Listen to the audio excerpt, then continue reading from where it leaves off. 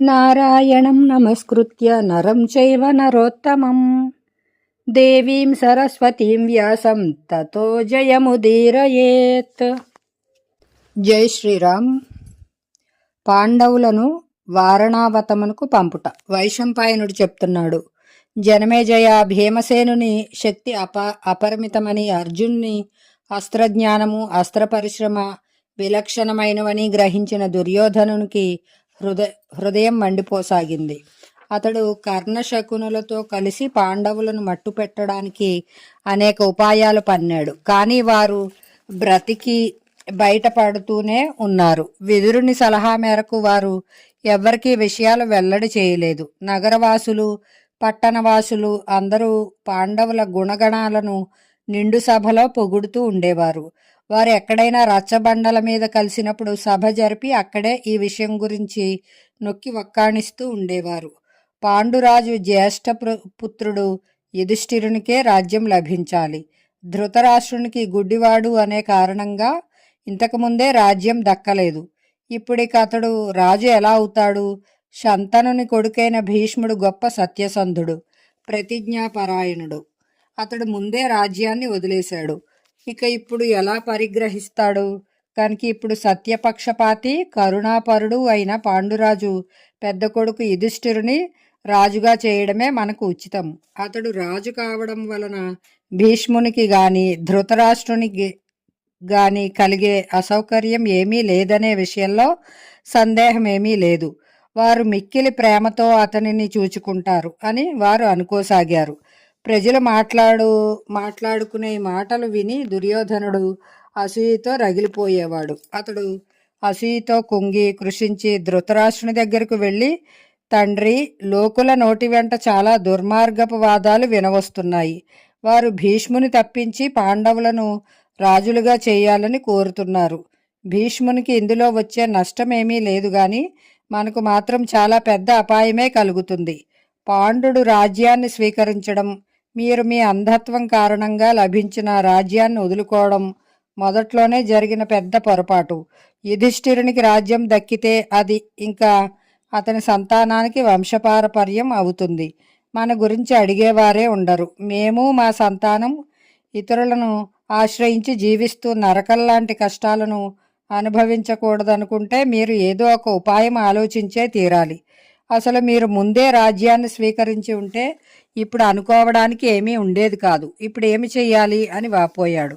ధృతరాష్ట్రుడు తన కొడుకు మాటలు, కణికుడు చెప్పిన నీతివాక్యాలు విని ఊగిసలాడసాగాడు. దుర్యోధనుడు కర్ణ, శకుని, దుశ్శాసనులతో కలిసి ఆలోచించి ధృతరాష్ట్రునితో, తండ్రి, మీరు ఏదైనా ఒక చక్కని యుక్తి పన్ని పాండవులను ఇక్కడి నుండి వారణావతానికి పంపివేయండి అని ప్రార్థించాడు. ధృతరాష్ట్రుడు ఆలోచనలో పడ్డాడు. ధృతరాష్ట్రుడు కొడుకుతో, నాయనా, నా తమ్ముడు పాండురాజు మిక్కిలి ధర్మాత్ముడు. అతడు అందరితోనూ, విశేషించి నాతోనూ చాలా మంచిగా వ్యవహరించేవాడు. అతడు తన అన్నపానాల గురించి లక్ష్య పెట్టలేదు. అన్ని విషయాలు నాతో చెప్పేవాడు. ఈ రాజ్యం నాదే అనుకునేవాడు. అతని కొడుకు యుధిష్ఠిరుడు కూడా అలాగే ధర్మాత్ముడు, గుణవంతుడు, కీర్తిపరుడు, వంశానికి తగినవాడు. మేము బలవంతంగా అతనిని వంశపారపర్యంగా వచ్చిన రాజ్యం నుండి ఎలా తొలగించగలం? పైపెచ్చు అతనికి సహాయం చేసేవారు కూడా గొప్పవారే. పాండురాజు మంత్రులను, సేనానులను, వారి సంతానాన్ని బాగా పెంచి పోషించాడు. సమస్త నగరవాసులు యుధిష్ఠిరుని పట్ల సంతృప్తులై ఉన్నారు. వాళ్ళు కోపించి మనలను చంపివేస్తే అని సందేహించాడు. దుర్యోధనుడు సమాధానమిస్తూ, తండ్రి, రాబోయే ఈ ఆపదను ఊహించే ముందుగానే నేను డబ్బుతో, సన్మానాలతో ప్రజలను ఆకట్టుకున్నాను. వాళ్ళు ముఖ్యంగా మనకే సహాయం చేస్తారు. కోశాగారం, మంత్రులు నా అధీనంలోనే ఉన్నారు. ఈ సమయంలో మీరు సామరస్యంగానే పాండవులను వారణావతం పంపినట్లయితే నేను రాజ్యం మీద పూర్తిగా పట్టు సాధిస్తాను. ఆ తర్వాత వాళ్ళు తిరిగి వచ్చినా కలిగే నష్టం ఏమీ లేదు అన్నాడు. ధృతరాష్ట్రుడు వెంటనే, నేను కూడా అదే జరగాలనుకుంటున్నాను. కానీ ఈ పాపపు మాట వారితో ఎలా చెప్పను? భీష్మ, ద్రోణ, కృప, విదురులు దీనికి సమ్మతించరు. వారికి కౌరవ పాండవులు ఇరువురి పట్ల సమాన ప్రేమయే. ఇరువురి మధ్య ఈ వ్యత్యాసాన్ని వారు సహించరు. మనం ఇలా చేసినట్లయితే కురువంశంలోని ఆ పెద్దలు ప్రజలు ఎందుకు కోపించకుండా ఉంటారు అని అడిగాడు. దానికి దుర్యోధనుడు, తండ్రి, భీష్ముడు తటస్థుడు, అశ్వత్థామ నా పక్షమే, ద్రోణుడు అతనికి విరుద్ధంగా నడుచుకోడు, కృపాచార్యుడు తన చెల్లిని, బావను, మేనల్లుడిని ఎలా వదులుకుంటాడు, విదురుని సంగతి వదిలెయ్యి, అతడు పైకి తెలియకుండా పాండవులతో కలిసిపోతూ ఉంటాడు, అయితే మాత్రం అతడొక్కడు ఏమి చేయగలడు, కాబట్టి మీరు ఇంకేమీ ఆలోచించకుండా పాండవులను కుంతీ సహితంగా వారణావతానికి పంపే ఏర్పాటు చేయండి, అప్పుడు మాత్రమే నా మనస్సు శాంతిస్తుంది అన్నాడు. అనంతరం దుర్యోధనుడు ప్రజలను తన వైపు తిప్పుకునే ప్రయత్నంలో పడ్డాడు. ధృతరాష్ట్రుడు కొంతమంది మంత్రులను పాండవులకు వారణావతానికి వెళ్లాలనే కోరిక కలిగేలా దానిని వారి దగ్గర ప్రశంసించమని నియోగించాడు. కొంతమంది అందమైన సంపన్నమైన దేశాన్ని పొగిడితే కొందరు ఆ నగరాన్ని పొగిడారు. మరి కొంతమంది అక్కడ జరిగే ఉత్సవాల గురించి తనివి తీరనట్లుగా వర్ణించారు. ఈ రీతిగా వారణావత నగరం గూర్చిన ప్రశంసను అనేక రకాలుగా విని విని పాండవుల మనస్సు కొద్దిగా అక్కడికి వెళ్లాలని మొగ్గు చూపసాగింది. సమయాన్ని కనిపెట్టి ధృతరాష్ట్రుడు వారితో, ప్రియపుత్రులారా, ప్రజలు నాకు వారణావత నగరాన్ని గూర్చి గొప్పగా వర్ణించి చెప్పారు. మీరు అక్కడికి వెళ్ళాలనుకుంటే సిద్ధం కండి. అక్కడ ఈరోజు ఉత్సవం కోలాహలంగా జరుగుతోంది చూడండి. మీరు అక్కడ బ్రాహ్మణులకు గోవులను ఎక్కువ దానమివ్వండి. దివ్యులైన దేవతల వలె అక్కడ విహరించి మళ్ళీ తిరిగి రండి అన్నాడు. యుధిష్ఠిరుడు వెంటనే ధృతరాష్ట్రుని పన్నాగాన్ని పసిగట్టాడు. అతడు తాను నిస్సహాయుడునని తెలుసుకొని, సరే, మీ మాట ప్రకారమే జరుగుతుంది, ఇందులో మాకు కష్టమేముంది అని పలికి, కురువంశపు పెద్దలైన బాహ్లిక, భీష్మ, సోమదత్తులతోనూ, తపస్సంపన్నులైన ద్రోణాచార్యుని వంటి గురువులతోనూ, తల్లులైన గాంధారి మొదలైన వారితోనూ దీనంగా, మేము ధృతరాష్ట్రుని ఆజ్ఞానుసారం మా సహచరులు అందరితో కలిసి వారణావత నగరానికి వెళ్తున్నాము. అక్కడి పాపాలు మమ్మేమీ చేయకుండా ఉండేలా మమ్మల్ని దయతో మీరు ఆశీర్వదించండి అని వేడుకున్నాడు. అందరూ మీకు శుభమగుగాక, ఎవరి వలన ఎటువంటి హాని కలుగగుండుగాక, మంగళమగుగాక అని దీవించారు. లాక్షాగృహ నిర్మాణము, విదురోపదేశము. వైశంపాయనుడు చెప్తున్నాడు. జనమేజయ, ధృతరాష్ట్రుడు పాండవులను వారణావతానికి వెళ్ళమని చెప్పగానే దుష్టుడైన దుర్యోధనునికి చాలా సంతోషం కలిగింది. అతడు తన మంత్రి అయిన పురోచనుడిని రహస్యంగా పిలిచి అతని కుడి చేతిని పట్టుకుని ఆత్మీయంగా, సోదరా పురోచన, ఈ రాజ్యానికి నేను ఎలా అధికారినో నీవు అలాగే అధికారివి. రహస్యంగా సంప్రదించడానికి నీకంటే వేరెవరు విశ్వాసపాత్రులు, సహాయకులు నాకు లేరు. నా శత్రువులను నిశ్శేషంగా నిర్మూలించే పనిని నీకు అప్పగిస్తున్నాను. జాగ్రత్తగా వ్యవహరించాలి. ఇతరులెవరికి తెలియకూడదు. తండ్రి ఆజ్ఞ ప్రకారం పాండవులు కొన్నాళ్లు వారణావతంలో ఉంటారు. నీవు వారికంటే ముందుగా అక్కడికి వెళ్ళు. అక్కడ నగరం పొలిమేరలో జనుము, గుగ్గిలం, వెదుళ్ళు మొదలైన వానితో నిప్పు అంటుకుంటే మండి భగ్గుమనే భవనాన్ని ఒకదాన్ని నిర్మింపచేయి. ఆ భవనపు గోడల మీద నెయ్యి, నూనె, కొవ్వు, లక్కరసం కలిపిన మట్టిని పూతగా పూయించు. పాండవులకు పరీక్షించినా కూడా ఈ సంగతి తెలియకూడదు. అందులోనే కుంతి, పాండవులు, వారి మిత్రులు నివసించేలా ఏర్పాటు చేయి. అక్కడ దివ్యమైన ఆసనాలు, వాహనాలు, తల్పాలు ఉండేలా చూడు.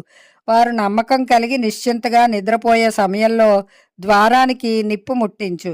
ఇలా వారు తాము ఉంటున్న భవనంలోనే కాలిపోతే నింద మన మీదకి రాదు అని చెప్పాడు. పురోచనుడు అలాగే చేస్తానని మాట ఇచ్చి కంచెరగాడిదలు కట్టిన బండి మీద వేగంగా అక్కడికి చేరుకున్నాడు. దుర్యోధనుడు చెప్పిన ప్రకారమే అక్కడ భవనం నిర్మింపచేశాడు. అనుకున్న సమయానికి పాండవులు ప్రయాణం కోసం వేగంగా పరిగెత్తే శ్రేష్టమైన గుర్రాలను రథాలకు కట్టారు. వారు మిక్కిలి దైన్యంతో పెద్దలకు, వృద్ధులకు పాదాలకు నమస్కరించి పిన్నలను ఆలింగనం చేసుకుని ప్రయాణమై వెళ్లారు. అప్పుడు కురువంశంలోని వృద్ధులు చాలామంది, విదురుడు, ప్రజలందరూ యుధిష్ఠిరుని వెనుకనే వెళ్లసాగారు. పాండవులు విచారంగా ఉండడం చూసిన బ్రాహ్మణులు నిర్భయంగా తమలో తాము, ధృతరాష్ట్రుని బుద్ధి మందగించింది. అతడు తన కొడుకుల పట్ల పక్షపాతం వహిస్తున్నాడు. ధర్మదృష్టి లోపించిపోయింది. పాండవులు ఎవరికీ ఏమీ అపకారం చేయలేదు. వారి తండ్రి రాజ్యమే వారికి వచ్చింది. దీనిని కూడా ధృతరాష్ట్రుడు ఎందుకు సహించలేకపోతున్నాడు? ధర్మాత్ముడైన భీష్ముడు ఈ అన్యాయాన్ని ఎలా సహిస్తున్నాడో అర్థం కావడం లేదు. మనకు ఇదేమీ రుచించడం లేదు, సహించలేము కూడా. మనందరం ఇప్పుడు హస్తినాపురం వదిలేసి యుధిష్ఠిరుడు ఉండే చోటునే ఉందాం అనుకోసాగారు. పురజనుల మాటలు విని వారి దుఃఖాన్ని గమనించిన యుధిష్ఠిరుడు, పురజనులారా, ధృతరాష్ట్రుడు మాకు తండ్రి, పెద్దవాడు, గౌరవింపదగినవాడు. అతడు ఏది చెప్పినా మేము నిస్సందేహంగా పాటిస్తాము. ఇది మా నియమం. మీరు మా హితైషులు, మిత్రులు కనుక అయితే మమ్మల్ని అభినందించండి, ఆశీర్వాదపూర్వకంగా మరలిపొండి. మా పనులలో ఏవైనా ఆటంకాలు ఏర్పడినప్పుడు మాకు ప్రియం హితం చేయండి అని ప్రార్థించాడు. యుధిష్ఠిరుని ధర్మబద్ధమైన మాటలు విని పురజనులందరూ వారిని ఆశీర్వదించి ప్రదక్షిణ చేసి నగరానికి వెళ్ళిపోయారు. అందరూ వెళ్ళిపోయాక అనేక రకాల భాషలు తెలిసిన విదురుడు సాంకేతిక భాషలో యుధిష్ఠిరునితో, నీతి కోవిదుడైన పురుషుడు శత్రువు మనోభావాలను గుర్తెరిగి తన్ను తాను రక్షించుకోవాలి. లోహంతో చేయబడకపోయినా శరీరాన్ని నశింపజేసే అస్త్రం కూడా ఒకటి ఉంటుంది. శత్రువు యొక్క ఈ పన్నాగాన్ని ఎవరు తెలుసుకుంటారో వారు మృత్యుముఖం నుండి తప్పించుకుంటారు. నిప్పు, గడ్డి, గాదంతో పాటు అడవినంతటినీ దహిస్తుంది. కానీ బిలల్లో నివసించే ప్రాణులు మాత్రం ఆ మంటల నుండి తమ్ము రక్షించుకోగలుగుతాయి. ఇదే జీవించే ఉపాయం. శత్రువులు మీకోసం నిప్పు తగిలితే మండిపోయే భవనాన్ని తయారుగా ఉంచారు. మీరు దాని నుండి బయటపడడానికి సొరంగం తవ్వుకోండి అని అర్థం. దీనికి గుడ్డివానికి దిక్కు దారి తోచదు, ధైర్యం లేకుండా తెలివి పుట్టదు. నా మాటలను బాగా అర్థం చేసుకోండి. దారి తెన్ను ముందే చూసుకోండి. రాత్రి వెతుకులాట పనికిరాదని అర్థం. శత్రువు ప్రయోగించే లోహేతరమైన ఆయుధాన్ని పొందినవాడు నల్లని సొరంగంలో ప్రవేశించి అగ్ని భయం నుండి బయటపడతాడు. మీరు సొరంగం ద్వారా అగ్ని ప్రమాదం నుండి తప్పించుకోగలరని దీనికి అర్థం. తిరుగుతూ తిరుగుతూ ఉంటే దారి దొరుకుతుంది. నక్షత్రాల ద్వారా దిక్కుల జాడ తెలుస్తుంది. పంచేంద్రియాలు వశంలో ఉన్నవానికి శత్రువు ఎలాంటి హాని చేయలేడు. మీ 5 అన్నదమ్ములు ఒక్కటిగా ఉంటే శత్రువు మిమ్మల్ని ఏమీ చేయలేడు అని అర్థమని చెప్పాడు. విదురుడు చెప్పింది విని యుధిష్ఠిరుడు, నేను మీ మాటలను బాగా అర్థం చేసుకున్నాను అన్నాడు. విదురుడు హస్తినకు తిరిగి వచ్చాడు. ఈ ఘటన ఫాల్గుణ శుద్ధ అష్టమి రోహిణీ నక్షత్రంలో జరిగింది. లాక్షాగృహ దహనము. వైశంపాయనుడు చెప్తున్నాడు, జనమేజయ, పాండవులు వస్తున్నారనే శుభవార్త విన్న వారణావత ప్రజలు శాస్త్రోక్తంగా మంగళ ద్రవ్యాలు తీసుకుని ఆనందంతో ఉత్సాహంగా వాహనాలెక్కి వారికి ఎదుర్కోలు పలకడానికి వచ్చారు. వారి జయ జయధ్వానాలతో దిక్కులు మారుమ్రోగాయి. ఆ పురజనుల మధ్యలో యుధిష్ఠిరుడు ఇంద్రునిలా శోభించాడు. స్వాగతం పలికిన వారికి అభినందనలు తెలుపుతూ కుంతీమాతతో కలిసి పాండవులు నగరాన్ని ప్రవేశించారు. మొదట వారు వేదాలు, కర్మకాండలు అనుష్ఠించే బ్రాహ్మణులను, తర్వాత క్రమంగా పట్టణంలోని అధికారులైన యోధులను, వైశ్యులను, శూద్రులను కలుసుకున్నారు. పురోచనుడు వారిని సాదరంగా నియమిత స్థలంలో విడిది చేయించాడు. ఆసన భోజనాదులు అమర్చి వారిని సంతుష్టపరిచాడు. పాండవులు సుఖంగా అక్కడ ఉన్నారు. పుర ప్రజలు తరచుగా వచ్చిపోతూ ఉన్నారు. 10 రోజులు గడిచాక పురోచనుడు వారి వద్ద శివం అనే పేరున్న ఆ అమంగళకరమైన భవనం యొక్క ప్రస్తావన తెచ్చాడు. అతని ప్రోద్బలంతో పాండవులు సామగ్రి సహితంగా అందులోకి మారి అక్కడే ఉండసాగారు. ధర్మరాజు ఆ ఇంటిని నాలుగు వైపులా పరికించి చూసి భీమసేనుతో, సోదరా భీమసేన, చూసేవా, ఈ ఇల్లు మూలమూలలా నిప్పుతో మండిపోయే పదార్థాలతో నిర్మించబడింది. నెయ్యి, లక్క, కొవ్వుల వాసనల వలన ఇది నిర్ధారింపబడుతోంది. శత్రువు నియమించిన పనివాళ్లు చాలా చాకచక్యంగా జనుము, గుగ్గిలం, గడ్డి, గాదం, వెదురు మొదలైన వాటితో నేతితో నింపి దానిని తడిపి దీనిని నిర్మించారు. మనం నిశ్చింతగా ఉన్నప్పుడు దీనికి నిప్పు ముట్టించి మండించాలని నిశ్చయంగా పురోచనుని ఉద్దేశ్యం. విదురుడు ముందుగానే దీనిని పసిగట్టాడు. అందుకే మన మీది వాత్సల్యంతో దీనిని గూర్చి సూచించాడు అన్నాడు. భీమసేనుడు, అన్నయ్య, అయితే మనం పూర్వం ఉన్న చోటనే ఉండొచ్చు కదా అని అడిగాడు. అందుకు యుధిష్ఠిరుడు, తమ్ముడు, మనం చాలా జాగ్రత్తగా మనకు తెలిసిన ఈ విషయాన్ని మరుగుపరిచి ఇక్కడే ఉండాలి. మన ముఖ కవళికల వల్ల గాని, నడత వల్ల గాని ఎవరికీ ఏ విధమైన అనుమానము కలగకూడదు. మనం బయటపడడానికి అదను చూసుకోవాలి. మన భావం పసిగడితే పురోచనుడు మనలను బలవంతంగానైనా ఇందులో కాల్చివేయగలడు. అతడు లోకనిందకు గాని అధర్మానికి గాని వెరవడు. మనం మరణించాక భీష్మ పితామహుడు గాని ఇతరులు గాని కౌరవుల మీదనైనా పురోచనుని మీదనైనా ఎందుకు రోషం చూపుతారు? అప్పటి కోపం వ్యర్థమే అవుతుంది. మనం ఇక్కడి నుండి పారిపోతే దుర్యోధనుడు గూఢచారుల ద్వారా జాడ కనుక్కుని చంపిస్తాడు. ఇప్పుడు అతడే సర్వాధికారి. అతని వద్ద సైన్యం, కోశాగారం కూడా ఉంది. మన దగ్గర ఆ మూడూ లేవు. రా, మనం ఇక్కడ ఉంటూనే అడవిలో బాగా తిరుగుతూనే దారి వెతుకుకుందాం. సురక్షితమైన సొరంగం తవ్వుకున్నాక ఎవరికి కర్ణాకర్ణిగా కూడా పాండవులు ప్రాణాలు దక్కించుకున్నారని తెలియకుండా మనం ఇక్కడి నుండి పారిపోదామని నచ్చజెప్పాడు. భీమసేనుడు అన్నగారి మాటను మన్నించాడు. విదురునికి విశ్వాసపాత్రుడైన ఒక కనకుడు, అంటే స్వరంగం తవ్వేవాడు, పాండవుల వద్దకు వచ్చి, నేను తవ్వకం పనిలో మిక్కిలి నేర్పరిని, విదురుని ఆజ్ఞపై ఇక్కడికి వచ్చాను.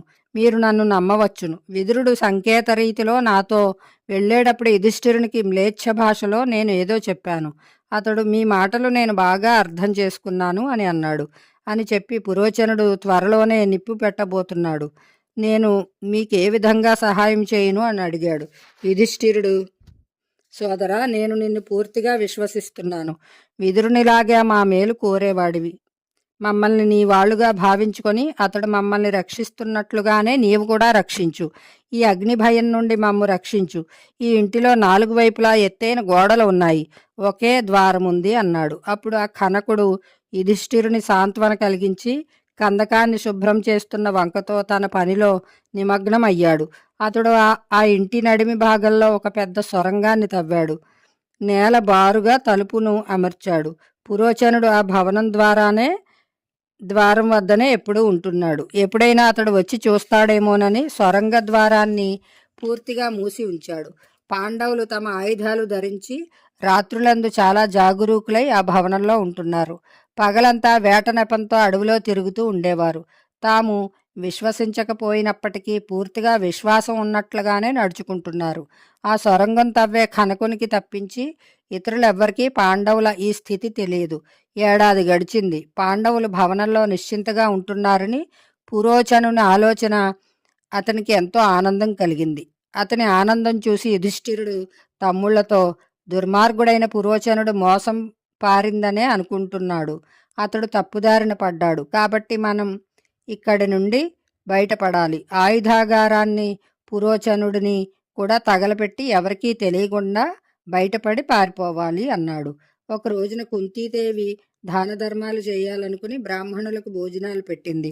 అప్పుడు చాలామంది ఆడవాళ్లు వచ్చారు.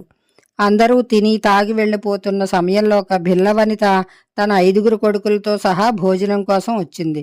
వారంతా మద్యం సేవించి మత్తెక్కి ఒళ్ళు తెలియకుండా లాక్షాభవనంలోనే నిద్రపోయారు.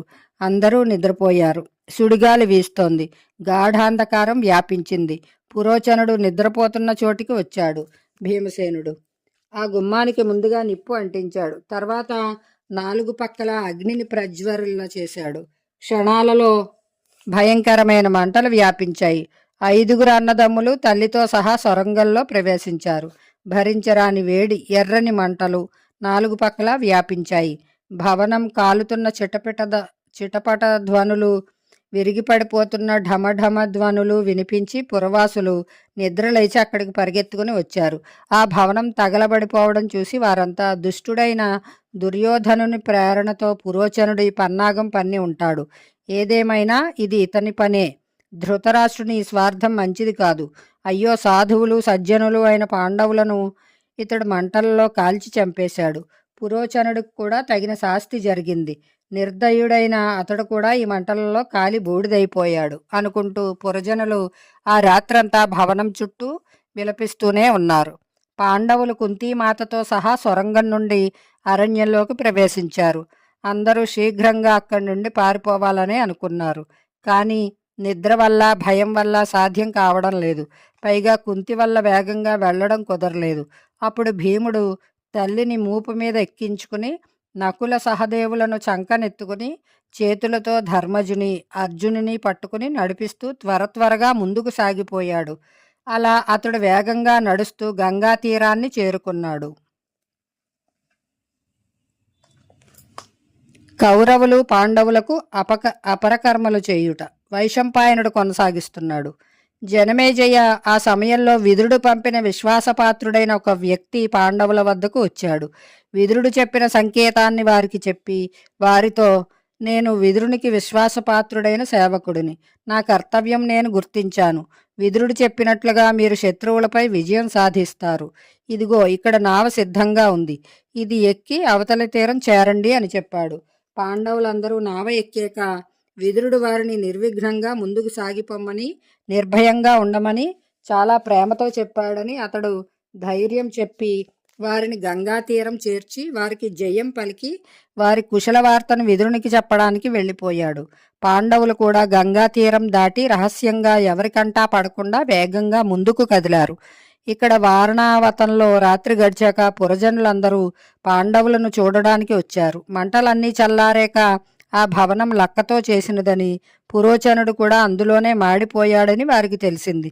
ఇదంతా దుర్యోధనుని కుతంత్రమని, ధృతరాష్ట్రునికి తెలిసే ఇది జరిగి ఉంటుందని భీష్మ, విదురులు, ఇతర కురువృద్ధులు అధర్మపక్షాన్ని అవలంబించారని వారంతా అనుకున్నారు.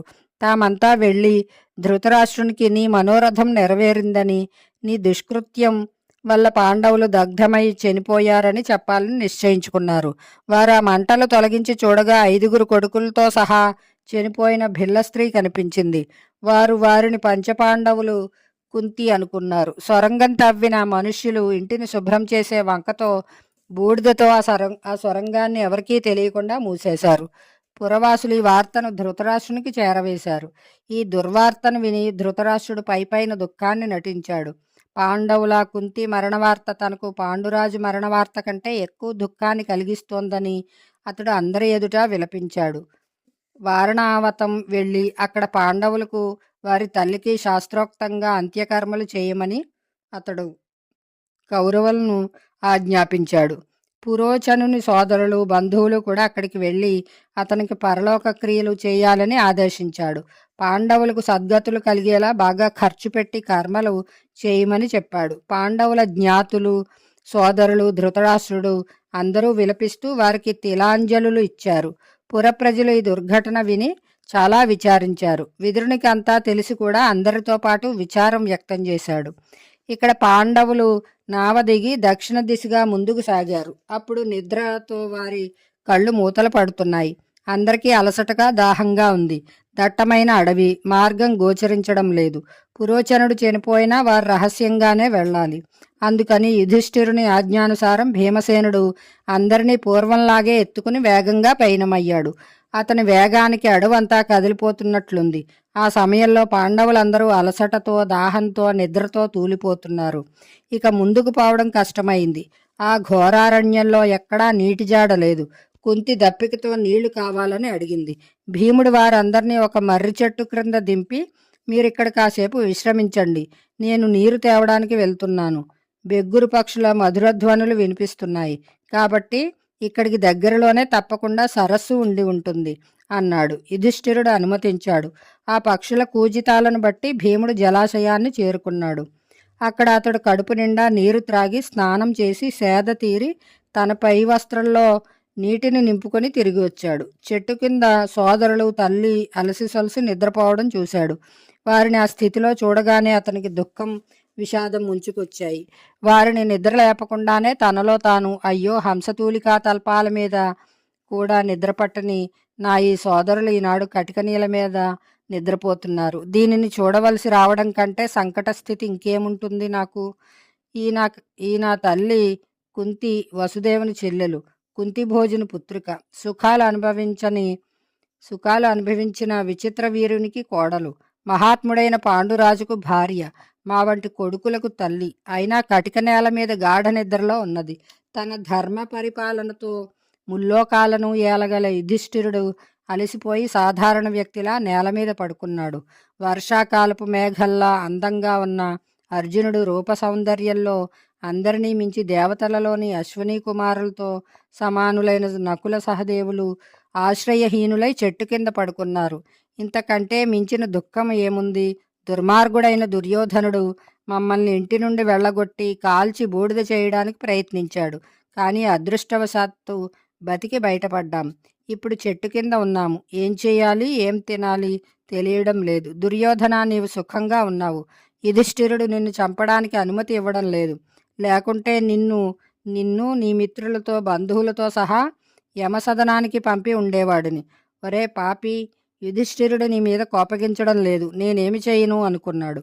ఇలా అనుకోగానే అతడు కోపంతో వివశుడైపోయాడు. ఊపిరి దీర్ఘంగా తీయసాగాడు. చేతులు రెండు నలుపుకోసాగాడు. వారు నిశ్చింతగా నిద్రపోవడం చూసి, అయ్యో, ఇక్కడికి కొద్ది దూరంలోనే వారణావత నగరం ఉంది. ఇక్కడ చాలా జాగరూకతతో మెలకువగా ఉండాలి. అయినా వీళ్ళు నిద్రపోతున్నారు. సరే, నేనే మెలకువగా ఉంటాను. అయితే ఈ నీరు ఏమి చేయాలి? వీరింకా అలసి నిద్రిస్తూనే ఉన్నారు. మెలకు వచ్చాక త్రాగుతారులే అనుకుని అతడు జాగ్రత్తగా కాపలా కాయడం మొదలుపెట్టాడు.